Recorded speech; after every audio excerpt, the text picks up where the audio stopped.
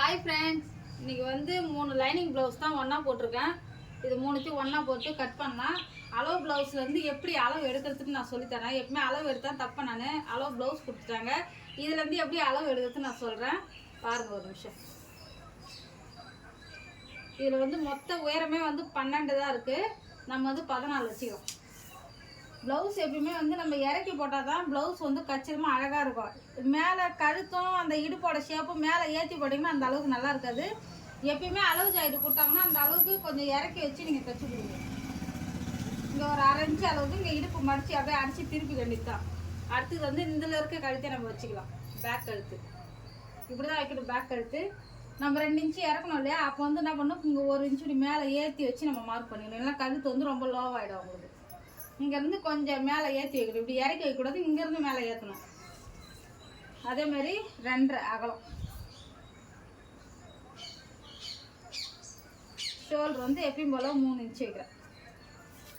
அதேமாரி வந்து ஆம்கோல் அளவு வந்து நான் எப்பவுமே 6 வச்சுருவேன். அந்த உள்ளே வந்து குடையெல்லாம் மாட்டேன், கையிலையும் குடைய மாட்டேன், ப்ளவுஸில் இது பேக் பீஸ்லையும் குடைய மாட்டேன். வைக்கும் போதே அளவு கொஞ்சம் அகலமாக வச்சிரும், கரெக்டாக இருக்கும். பின்னாடி பேக்கில் சுருக்குங்க இருக்கும், எதுவுமே இருக்காது. இப்போ இந்த பாடி சுற்றளவு வந்து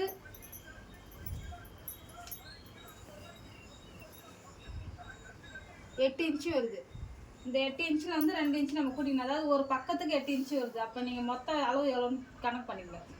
8 வச்சுருக்கேன், அதுலேருந்து ஒரு 2 இன்ச்சு கூட்டிக்கிறேன். நம்ம 3 இன்ச்சு கூட கூட்டிக்கலாம். வேணுன்னா அவங்க பிரித்து பார்க்க குண்டானாங்களும் போட்டுமா. அவ்வளோதான். பேக் பீஸ் வந்து அளந்தாச்சு, அப்படியே கட் பண்ணி கொடுப்போம்.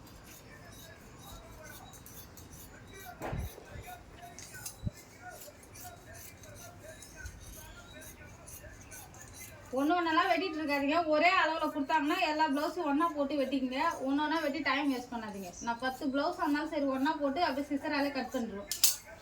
போட்டு 10 அப்படியே இப்படி திருப்பி போட்டுங்க. ஏன்னா துணி வந்து ஒரு சிலவங்க 1 மீட்டர் கொடுப்பாங்க, ஒரு சிலவங்க வந்து 80 தான் கொடுப்பாங்க. அப்போ வந்து நம்ம தான் துணி வந்து அட்ஜஸ்ட் பண்ணி வெட்டணும். இந்த அப்படியே பேக் பீஸ் எடுத்து அப்படியே போட்டுக்கணும்.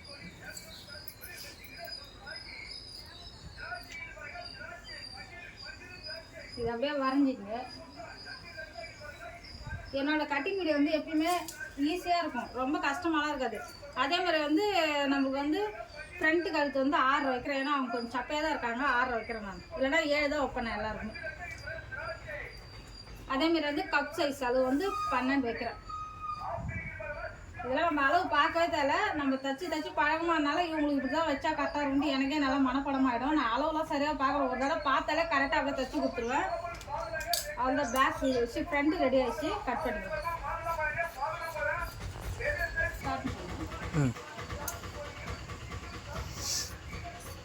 நம்ம துணி கட் பண்ணும்போது வந்து துணி நம்ம இஷ்டத்துக்கு வந்து வளைக்கக்கூடாது. நம்ம கையை தான் வளைச்சி வெட்டணும்.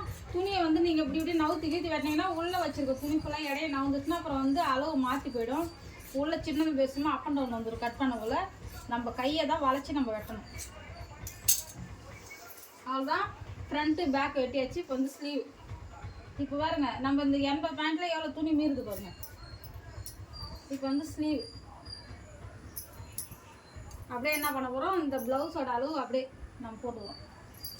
இங்கே 1/2 இன்ச்சு அடித்து திருப்புறதுக்கு தையல் வசிக்கு ஒரு 1/2 இன்ச்சு.